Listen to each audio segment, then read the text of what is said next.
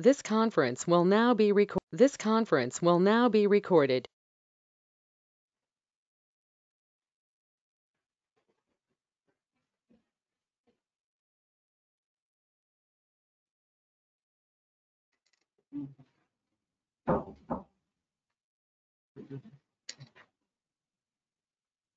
This conference will now be recorded.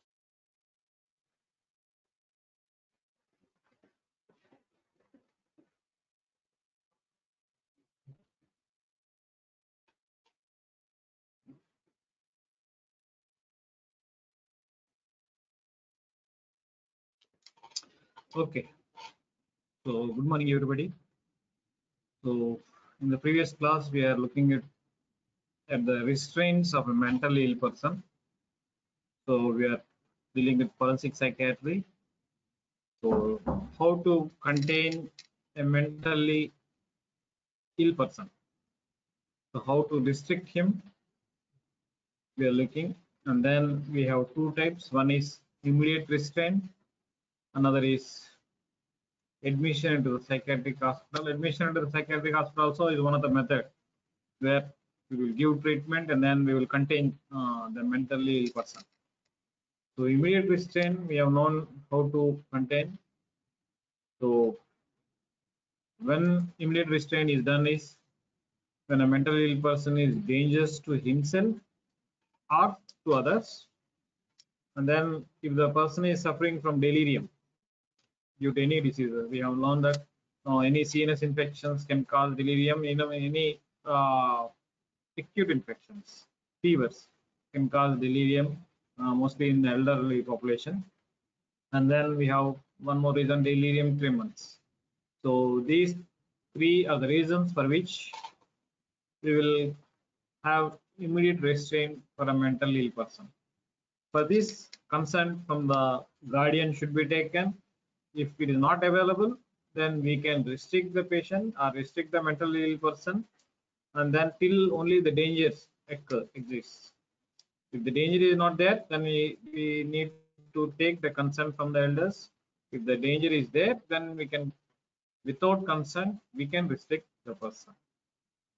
So done under the personal care of the attendants, and then it is lawful as long as the danger exists. So that is about immediate restraint. Now, what is the procedure for admission to a psychiatric hospital? So first one is admission on the voluntary basis.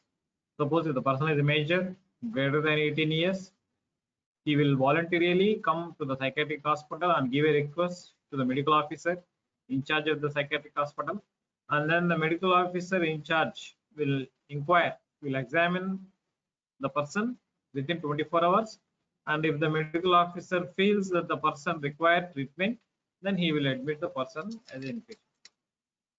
That is under voluntary basis. Now, under special circumstances, admission under special circumstances, here the mentally ill person, if he is not able to give consent because of his mental illness, then an application by the relative or friend can be put forward, and then this application should be accompanied by 2 medical certificates.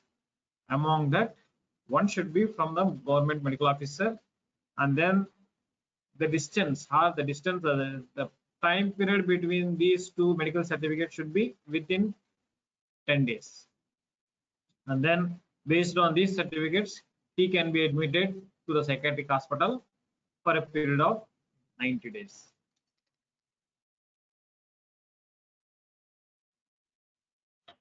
Reception order on application. Here, reception order is from the court, from the magistrate. So the medical officer in charge of the psychiatric hospital gives an application to the magistrate. If the treatment is required to be continued for greater than 6 months, there is one condition, or for the safety of health and property of the mentally ill person. So suppose if the patient is already in the psychiatric hospital, then if the medical officer wants to contain the patient still further for treatment and also for containment, then he will have to put an application to the magistrate, and then the magistrate will pass order, which we call it as the reception order, so that whether he can contain or not. That is one condition. Another is any relative. If the person is outside in the home, then any relative can apply to the magistrate court for reception order to be kept in the hospital.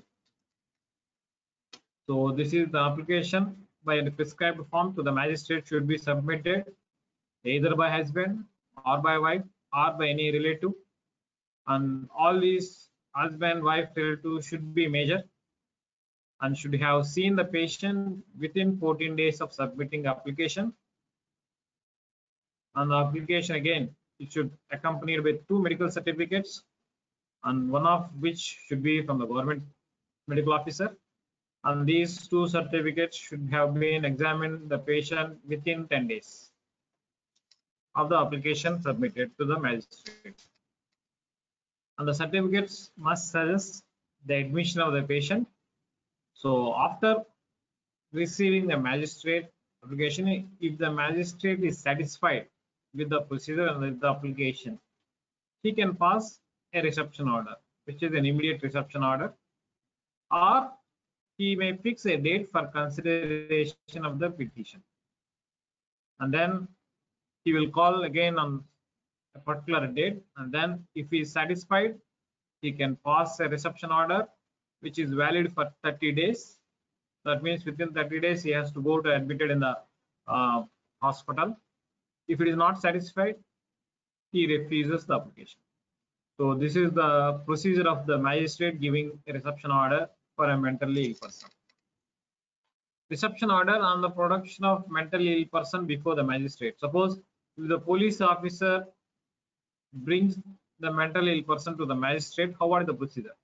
So officer in charge of the PS police station, if he catch holds of a wandering or a dangerously ill person, then the magistrate will send this wandering or dangerously mentally ill person for examination, and if the examination is satisfied, he can call a doctor and he make him to get examined, or he himself can examine. The magistrate himself can examine, or he can call any doctor to get examined there itself.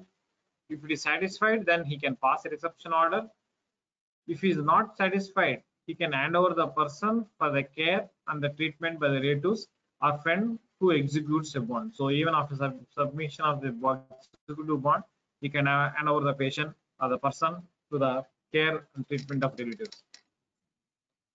Admission after judicial inquisition. So if a mentally ill person is possessing property, then again application should be submitted by the relatives to the magistrate, and if satisfied, the magistrate is satisfied with the issue reception order to admit in the psychiatric hospitals, and also he can allow some manager to take care of the property concerning the mentally ill person. Admission of the mentally ill prisoner is also the same. If the prisoner is mentally ill, so the police officer will apply to the magistrate. The magistrate will examine the mentally ill person, or he can call a doctor, psychiatrist to examine him. If he is satisfied, then he can pass a reception order. If he is not satisfied, then he can allow the person to go into mentally ill prison. So admission of an escaped mentally ill person is also the procedure is of the same. And then discharge of the mentally ill person, it can be of voluntary and then admission by ability. We know that voluntary patient can himself, if he knows that his mental illness has been cured, he can ask the medical officer in charge. He can submit an application that he wants to get discharged, his mental illness is cured. So on receiving the application by the medical officer himself will form a board within 72 hours, and then the board will take a decision whether to continue for another period or not, or he can be discharged. So this is how a voluntary patient can ask for discharge. If he is not a voluntary patient, if he is a minor, then he can ask for relatives application by the relatives, then the application can be by the medical officer, and the medical officer can decide whether to send or not. And another is application to the magistrate. The applications can be sent to the magistrate, and the magistrate again can in turn ask the doctor to examine and then decide for discharge of the patient. So another method is discharge can also be there by execution of bonds by relatives and friends, that they will take the mentally ill person with proper care, and then with the assurance that they will take care of the mentally ill person in their homes. So that is another method of discharge of mentally ill person. Next one is responsibilities. What are the responsibilities of a mentally ill person? So that means what is meant by a responsibility is it is a legal liability of a person for his actions. Legal liability of a person for his actions. That is known as responsibility of a mentally ill person. So responsibilities can be of two types. One is civil responsibility, another is criminal responsibility. So civil responsibilities are criminal responsibilities, and we know that the law presumes that every person is mentally sound until proved otherwise. So we know that everybody is normal unless he's proving himself or he's proved by some other lawyer. The law presumes, the court presumes that everybody is sound, mentally sound. So let us see what are the civil responsibilities of the mentally ill person. So these are the side headings under which we will study the civil responsibilities.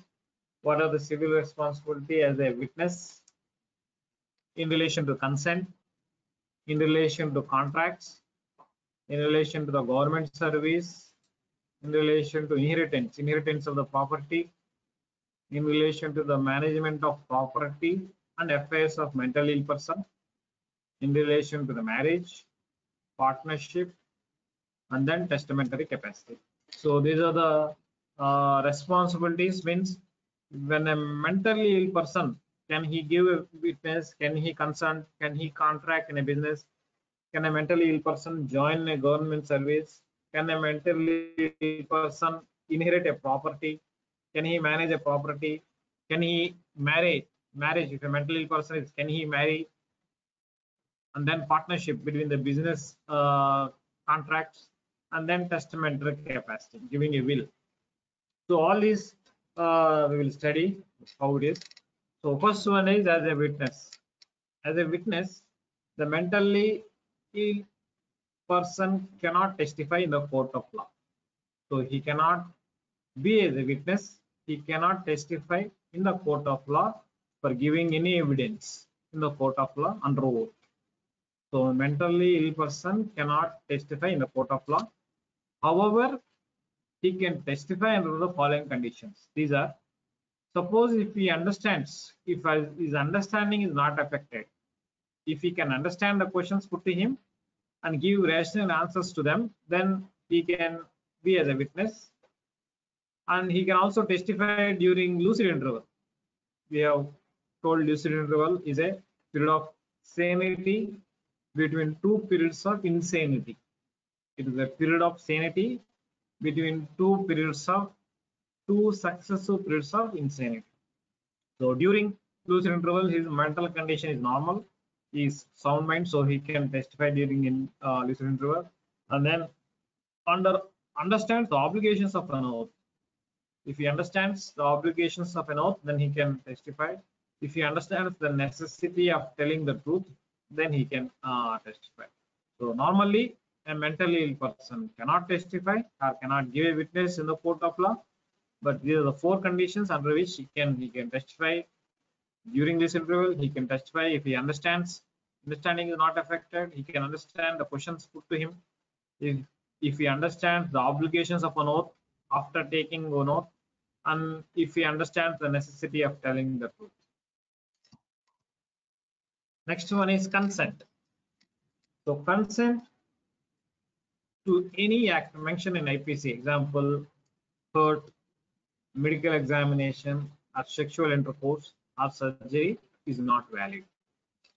So a mentally ill person cannot give a valid consent for sexual intercourse, for any surgery, for any medical examination, or even hurt.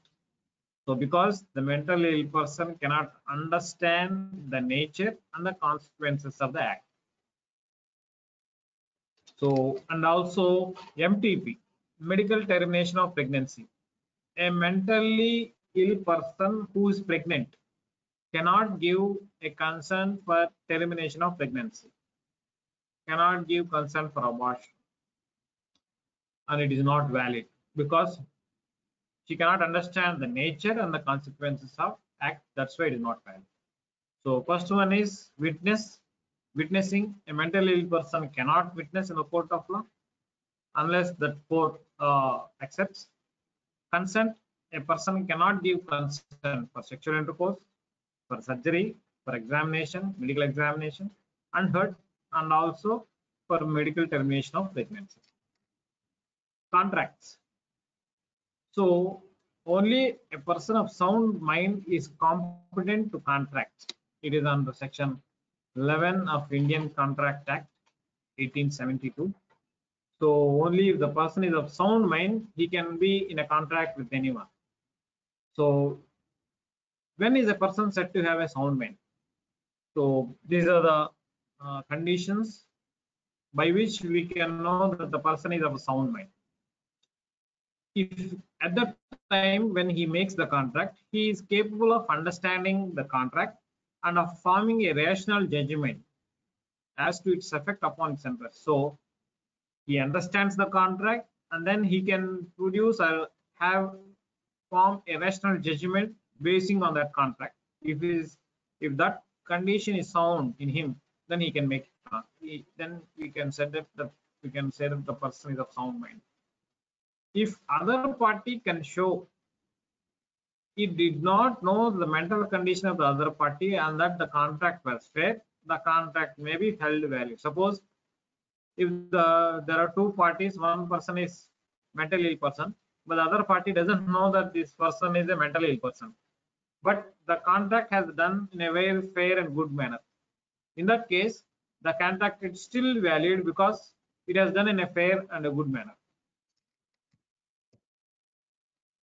If the mental illness develops after contract is signed, then the contract is still valid unless until the mental illness makes the other party unable to perform services relevant to the contract.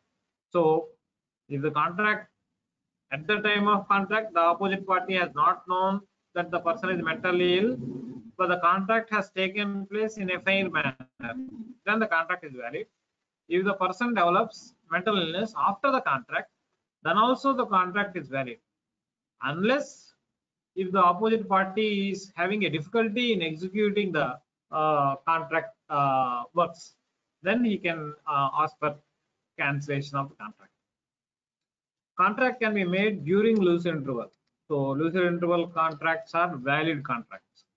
So a sane person who is delirious from fever, who is drunk, that he cannot understand the terms of contract or form a rational judgment as its effect on its interest, cannot contract while such delirium or drunkenness lasts. So a person who is drunk and then who is in delirious condition is, if he is making a contract during these two conditions, then the contract is not valid because he cannot understand the nature of the terms of the contract and then he cannot deduce rational judgments from the contract. So because of these two reasons, the contract remains invalid. One is in a delirium condition, another is in a drunkenness state. Till the delirious condition and drunkenness is not relieved or not asked, we cannot make the contract as valid. So these are some of the conditions where a mentally ill person, if is involved in a contract, whether it is valid or invalid. So most of the time, if the opposite party doesn't know, it is valid even if the person is mentally ill person after the signing contract, it is still valid unless the opposite party is hindering in services of the contract, and then the person can make in a contract in a lucid interval. Only in drunkenness and delirium you cannot make it. Next, government service. Can a mentally ill person enter the government service? No, he cannot enter the government. So a mentally ill person cannot enter a government service for any government jobs, for any positions in the higher officials involving the public service. He cannot enter any government service. Regarding inheritance, can a mentally ill person inherit the property of his parents? Yes, of course, he can inherit. A mentally ill person cannot be disqualified from inheritance to any property. So this is under 28 of Hindu Succession Act 1956. So if a mentally ill person is there, he can inherit properties from his parents. So mental illness cannot be qualified for inheritance.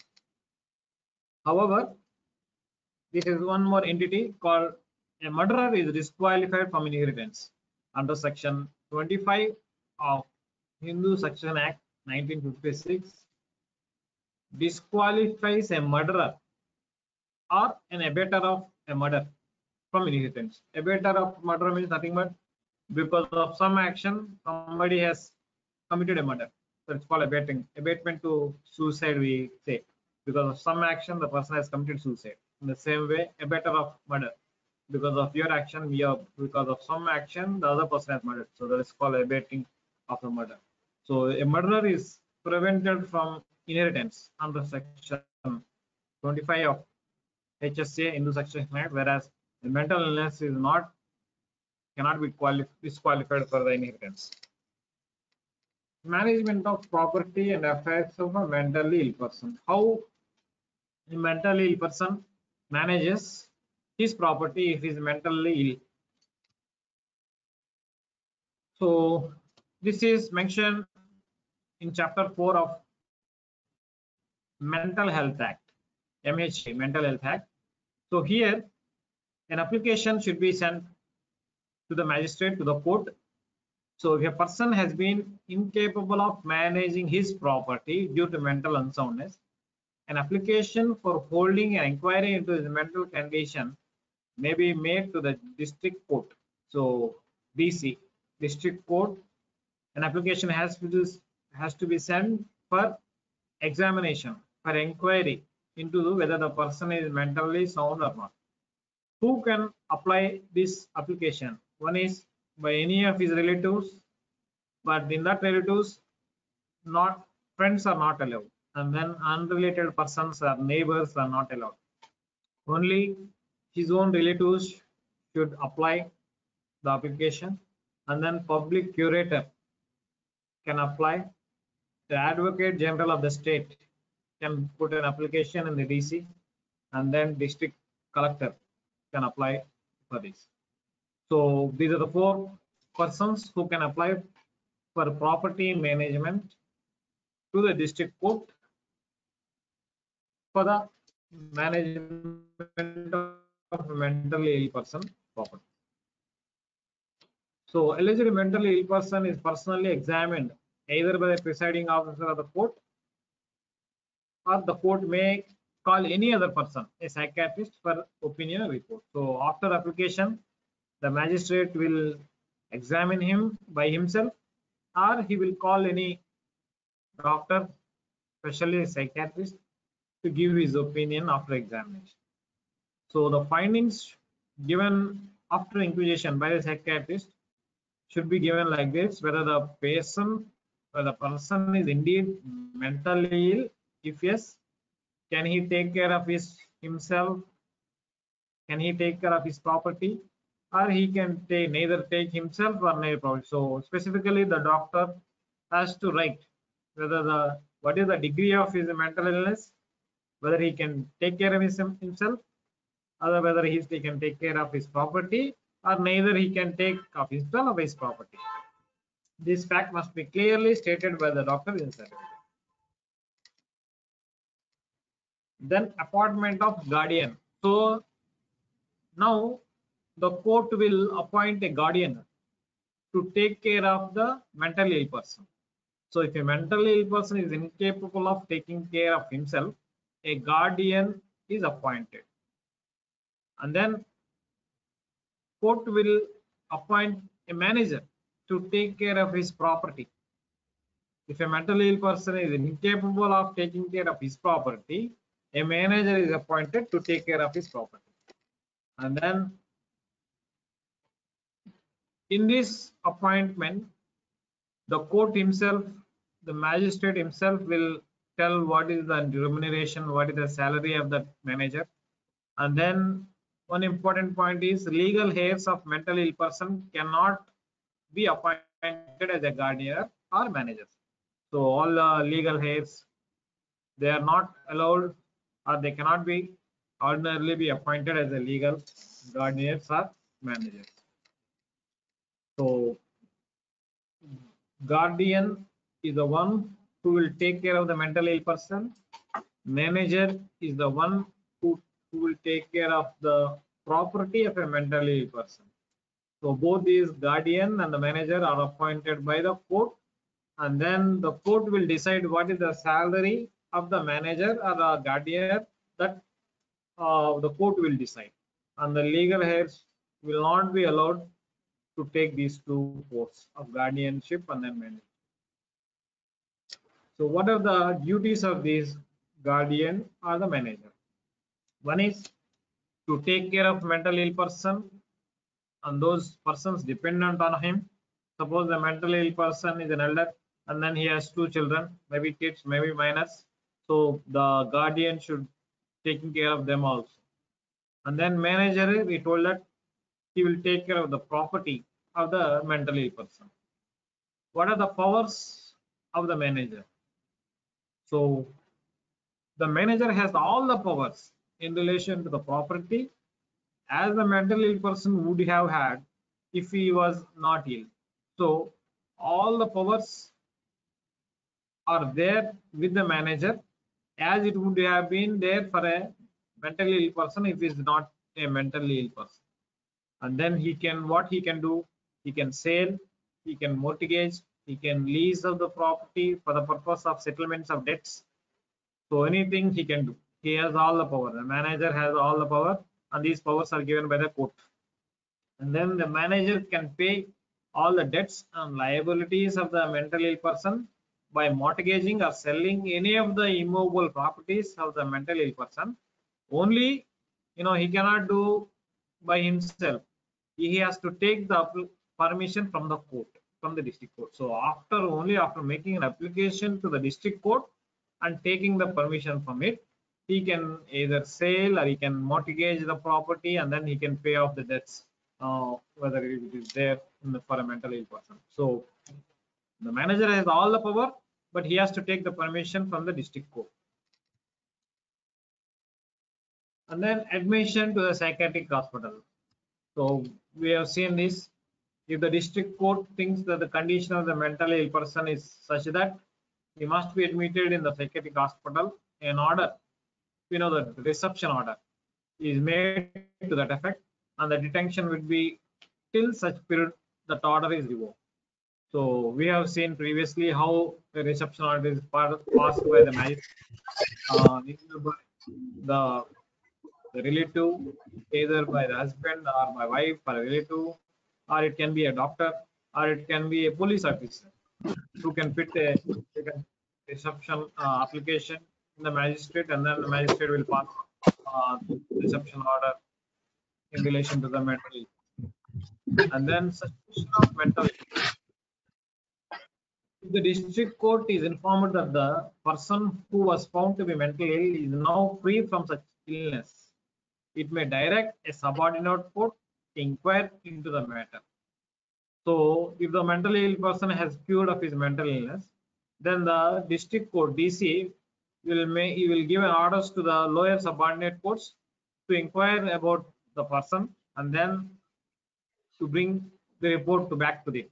So a second inquiry is held following the same procedure. If the person found to be mentally sound, all actions taken regarding him would be set aside. So if the mentally ill person is cured, so two such inquiries are called, and then all the managers and guardians and everything will be set aside. So again, the mentally ill person can take hold of his property, he can take care of himself and his family. What about marriage? Can a mentally ill person marry? According to a valid Hindu marriage states that neither party must be mentally ill at the time of marriage. Means a mentally ill person cannot marry. If he marries, if the opposite party doesn't know that the other person is mentally ill, then the marriage becomes void. So if any party is mentally ill, the marriage is voidable. So it becomes void. So as if the marriage has not taken place. So a mentally ill person cannot marry, and if he marries, then the marriage becomes void. Partnership. A mental illness of a partner does not automatically dissolve the partnership until court is moved for its resolution. So for any partnership, for any sharing of the property, for any sharing of the profits, so it doesn't dissolve itself. If the mental illness occurs after the partnership or even before, the other party has to approach the court for resolution. Next one is testamentary capacity. Testamentary capacity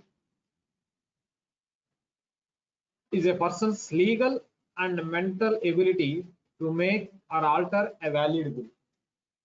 So testamentary capacity is a person's legal and mental ability to make or alter a valid will. What is the definition of a will? We'll see. The legal declaration of the intention of a testator with respect to his property, which he decides to be carried into effect after his death. So this is done in Indian Succession Act, Succession Act 1925. So,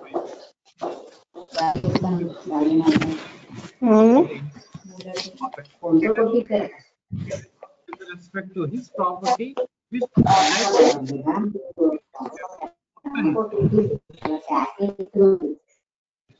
so person executing a will, if he's a male, and if the person is female, we call it as testator in case of will.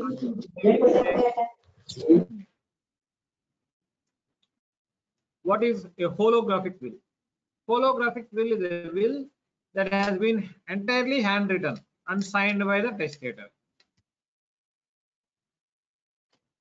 Normally, a will must be signed by the witnesses attesting to the validity of the testator's signature and intent. But a holographic wills that have not been witnessed are treated equally with test will. So they need not be signed or attested. This is according to the Indian Succession Act 1925. So a holographic will is the will that has been entirely handwritten by the testator, and normally for any will, two witnesses should be signed, attesting that the testator is normal of sound mind or significant that his signature is correct. But in holographic will, there is no need of any witnesses signing on the will. What are the requirements of a valid will? The requirements of a valid will, it must be properly written or typed, properly witnessed and signed by the testator, as well as at least two witnesses. Age, the testator must be of greater than 18 years. He should be a major. The testator must have sound mind. He must be of sound mind at the time of making a will. That means compos mentis should be there. And how can a person is said to possess a sound mind?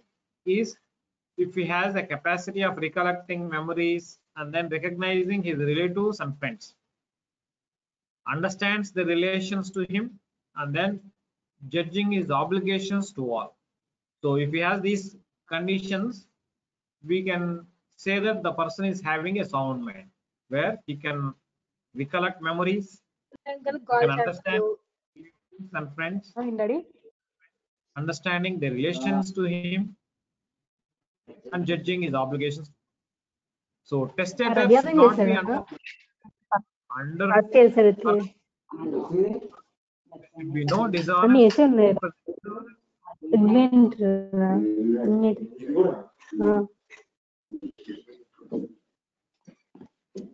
physical exam, especially through influence of drug or drink or asphyxiating train in giving a will. The conditions which do not disqualify for making a valid will is agraphia. Agraphia means failure to communicate through writing. Alexia, failure to understand reading, and then blindness, deafness, and dumbness. If a person can communicate properly through signs or writing, then he cannot be disqualified. So even a blind person, deaf person, and dumb person can make a valid will. And any diseases not affecting his mind, he can make a valid will. Eccentricity, the person is having unusual likes and dislikes and habits, he can also make it valid.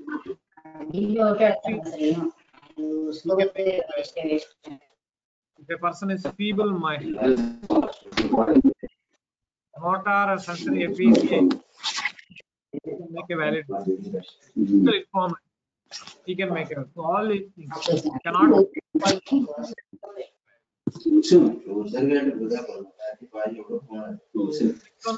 A doctor can of mind after taking of the testator, they were well oriented in time person, and psychiatric or psychological examination, including intelligence session, can be done to in order to certify that the person is having a sound mind by history, by orientation in time, space, and person, and then the examination. So these are some of the questions that can be asked for knowing the soundness of a person, of a mentally ill person, or a person who is making a value.